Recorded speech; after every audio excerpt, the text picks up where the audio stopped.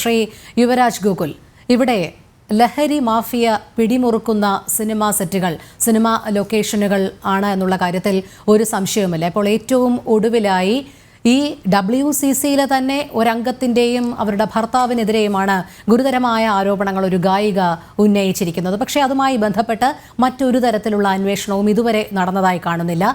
ആ ചലച്ചിത്ര മേഖലയിലെ ആ നടി എന്തായാലും നിയമ നടപടിയുമായി മുന്നോട്ട് പോകും എന്ന് അറിയിച്ചിട്ടുണ്ട്. പക്ഷേ ചില തുറന്നു പറച്ചിലുകളിൽ നിന്ന് വ്യക്തമാകുന്നത് ഈ മസാല കഥകളേക്കാൾ ഏറെ ഗുരുതരമാണ് ഇത്തരത്തിലുള്ള ലഹരി മാഫിയ സംഘങ്ങളുടെ ഇടപെടൽ.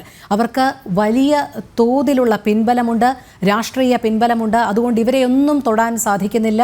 കഞ്ചാവും മയക്കുമരുന്നും MDMAയും രാസലഹരിയുമായി ഇവരിങ്ങനെ അഴിഞ്ഞാടുകയാണ് മലയാള സിനിമാ മേഖലയിൽ.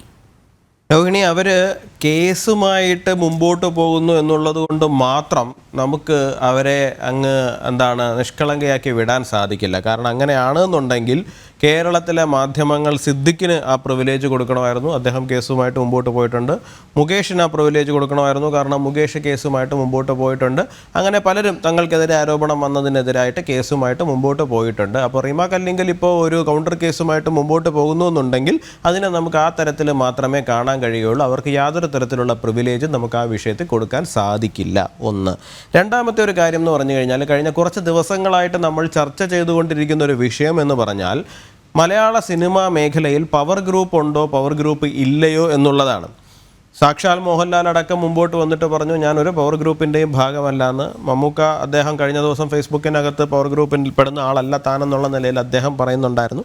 ഓക്കെ, നമുക്ക് അതിനകത്തൊക്കെ നോക്കാം, നമുക്ക് മറ്റൊരു തർക്കത്തിന് വയ്ക്കാം, ഉണ്ടോ ഇല്ലയോ എന്നൊക്കെ ഉള്ള കാര്യം. പക്ഷേ മലയാള സിനിമയിൽ ഇത്രയും ദിവസമായിട്ട് ഈ ഹേമ കമ്മിറ്റി റിപ്പോർട്ട് പുറത്തു വന്ന ദിവസം മുതൽ നമ്മൾ ഇന്ന് ഈ ചർച്ച ചെയ്യുന്ന ദിവസം വരെയും മോഹൻലാലിനെതിരായിട്ട് അല്ലെങ്കിൽ അദ്ദേഹത്തിൻ്റെ പേര് വെച്ച് വന്നിരിക്കുന്ന ഒരു വാർത്ത പോലും, അല്ലെങ്കിൽ ഇപ്പോൾ മമ്മൂട്ടി ആയിക്കോട്ടെ അല്ലെങ്കിൽ മറ്റാരെങ്കിലും ആയിക്കൊണ്ട് പോട്ടെ, ഏറ്റവും കൂടുതൽ അറ്റാക്ക് ചെയ്യപ്പെട്ട ഒരാൾ മോഹൻലാൽ ആയതുകൊണ്ട് മാത്രമാണ് ഞാൻ അദ്ദേഹത്തിൻ്റെ പേരിനെ സ്ട്രെസ് ചെയ്ത് പറയുന്നത്. കാരണം ഇപ്പോൾ ശ്രീമതി രാധിക ശരത് കുമാർ മലയാള സിനിമയിൽ നടന്നിരിക്കുന്ന വളരെ മോശമായിട്ടുള്ള ഒരു പ്രവണതയുടെ പേരിൽ ഒരു സ്റ്റേറ്റ്മെൻറ്റ് പറയുമ്പോൾ അവരുമായി ആ വിഷയവുമായി യാതൊരു ബന്ധവുമില്ലാത്ത മോഹൻലാലിൻ്റെ പടം എടുത്ത് വെച്ചിട്ടാണ് ന്യൂസ് മിനിറ്റ് പോലുള്ള ചില ഓൺലൈൻ മാധ്യമങ്ങൾ വാർത്ത ചെയ്തിരിക്കുന്നത്. അത് ന്യൂസ് മിനിറ്റ് പോലുള്ള ഓൺലൈൻ മാധ്യമങ്ങൾ മാത്രമാണെങ്കിൽ പോട്ടെ എന്ന് വയ്ക്കാം. ഈ പറയുന്ന മനോരമയും മാതൃഭൂമിയും ഒക്കെ ഉൾപ്പെടെയുള്ള വളരെ മുഖ്യധാരാ മാധ്യമങ്ങൾ ഒരു കാര്യവുമില്ലാതെ അദ്ദേഹവും യാതൊരു ബന്ധവുമില്ലാത്ത വാർത്തകളിൽ പോലും അദ്ദേഹത്തിൻ്റെ പടം എടുത്ത് വെച്ചിട്ടാണ് വാർത്ത കൊടുത്തിരിക്കുന്നത്.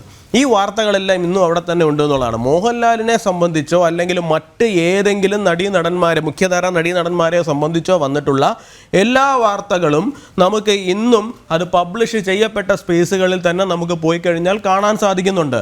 പക്ഷേ വളരെ പ്രശസ്തയായ ഒരു ഗായിക, ഒരു തമിഴ് ഗായിക അസന്നിഗ്ധമായിട്ട് റിമ കല്ലിങ്കലിൻ്റെയും ആഷിഖ് അബുവിൻ്റെയും പേര് പറയുകയും അവരുടെ താമസ സ്ഥലത്ത് ഈ പറയുന്ന നിശാ പാർട്ടികൾ ഡ്രഗ്സ് ഉപയോഗിച്ചുകൊണ്ട് നടക്കുന്നുവെന്നും അവിടുന്ന് ഒരു ചോക്ലേറ്റ് എടുത്ത് കഴിക്കാൻ പോലും ഭയമാണെന്നും പറഞ്ഞത് അതിഗുരുതരമായൊരു വെളിപ്പെടുത്തലാണ്.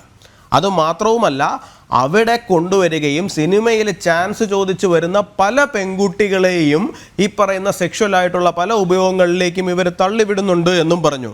ഏതെങ്കിലും ഒരാൾ അയാൾക്കുണ്ടാകുന്ന വളരെ മോശമായിട്ടുള്ള ഒരു വികാരത്തിൻ്റെ പുറത്ത് പോയിട്ട് മോശമായിട്ടൊരു പെൺകുട്ടിയോട് പെരുമാറുന്നതിനേക്കാളും അതിഗുരുതരമായ വിഷയമാണ് ചാൻസ് ചോദിച്ചു വരുന്ന പെൺകുട്ടികളെ മുഴുവനും ഈ ഒരു തലത്തിലേക്ക് ഡ്രഗ്സ് കൊടുത്തതിന് ശേഷം ഈ ഒരു ആവശ്യത്തിലേക്ക് തള്ളിവിടുക എന്ന് പറയുന്നത്. ആ വാർത്ത അരമണിക്കൂറിന് മുകളിൽ നമ്മുടെ കേരളത്തിലെ ഏറ്റവും മുഖ്യധാരാ മാധ്യമങ്ങളിൽ നിന്ന് അപ്രത്യക്ഷമായി പോയിട്ടുണ്ട് എന്നുണ്ടെങ്കിൽ ഇനി മലയാള സിനിമയിൽ പവർ ഗ്രൂപ്പ് ഉണ്ടോ ഇല്ലയോ എന്ന് പറഞ്ഞ് നമ്മൾ ചർച്ച ചെയ്യുന്നതിൽ അർത്ഥമില്ല എന്നാണ്. കാരണം മലയാള സിനിമയിൽ ഒരു പവർ ഗ്രൂപ്പ് ഉണ്ട്. ആ പവർ ഗ്രൂപ്പ് എന്ന് പറയുന്നത് മുഖ്യധാരാ മാധ്യമങ്ങളെ പോലും ഭീഷണിപ്പെടുത്തുവാനും തങ്ങൾക്കെതിരെ നൽകുന്ന വാർത്തകളെ പിൻവലിപ്പിക്കുവാനും വേണ്ടിയിട്ട് ശേഷിയുള്ള ഒരു പവർ ഗ്രൂപ്പാണ്. കാരണം ആ പവർ ഗ്രൂപ്പിന്റെ പുറകിലുള്ളത് വെറും സിനിമാക്കാർ മാത്രമല്ല. കാരണം അതിൻ്റെ പുറകിൽ കൃത്യമായിട്ടൊരു ലോബിയുണ്ട്. ആ ലോബി കേരളത്തിൽ അങ്ങോളം ഇങ്ങോളം ഡ്രഗ്സ് അതിവ്യാപകമായിട്ട് വ്യാപാരം ചെയ്തുകൊണ്ടിരിക്കുന്ന ഒരു ലോബിയാണ്. രോഹിണി, നമ്മളൊരു കാര്യം മനസ്സിലാക്കണം. ഈ ഹേമ കമ്മിറ്റി റിപ്പോർട്ടിനകത്ത് സിനിമാ മേഖലയിൽ നടക്കുന്ന സെക്ഷൽ ആയിട്ടുള്ള എക്സ്പ്ലോയിറ്റേഷൻ്റെ മുഴുവൻ കാരണമായിട്ട് പറയുന്നത്, അല്ലെങ്കിൽ പ്രധാനപ്പെട്ട കാരണമായിട്ട് പറയുന്നത്, സിനിമാ സെറ്റുകളിൽ നിർവ്യാജം ഒഴുകിക്കൊണ്ടിരിക്കുന്ന അല്ലെങ്കിൽ നിർലോഭം ഒഴുകിക്കൊണ്ടിരിക്കുന്ന മയക്കുമരുന്നാണ്, ഡ്രഗ്സ് ആണ് എന്നാണ് പറയുന്നത്. 4.5 വർഷമായിട്ട് ഹേമ കമ്മിറ്റി റിപ്പോർട്ട് നമ്മുടെ സംസ്ഥാന സർക്കാരിൻ്റെ മുമ്പിലുണ്ട്. 4.5 വർഷമായിട്ട് ഈ സംസ്ഥാന സർക്കാരിൻ്റെ മുമ്പിൽ ഈ ഹേമ കമ്മിറ്റി റിപ്പോർട്ടുണ്ട്. എന്ത് നടപടി എടുത്തു? കഴിഞ്ഞ 4.5 കൊല്ലത്തിനിടയിൽ ഏതൊക്കെ സിനിമാ സെറ്റുകളിൽ ഇതുമായിട്ട് ബന്ധപ്പെട്ടിട്ട് നടപടികൾ സ്വീകരിച്ചു? ആരൊക്കെയാണ് നിർലോഭമായിട്ടുള്ള ഈ പറയുന്ന ഡ്രഗ്സിൻ്റെ ഒഴുക്കിന് പിറകിൽ കാരണക്കാരായിട്ട് നിൽക്കുന്നത്? സിനിമാ സെറ്റുകളിലേക്ക് മാത്രമാണോ വരുന്നത്? നമ്മുടെ എറണാകുളം പോലുള്ള നഗരങ്ങളിലെ രാത്രികാലങ്ങളിൽ മുഴുവനും ഉയരുന്ന പുകച്ചുരുളുകൾക്ക് പിറകിലുണ്ടാകുന്ന റാക്കറ്റ് ആരാണ്?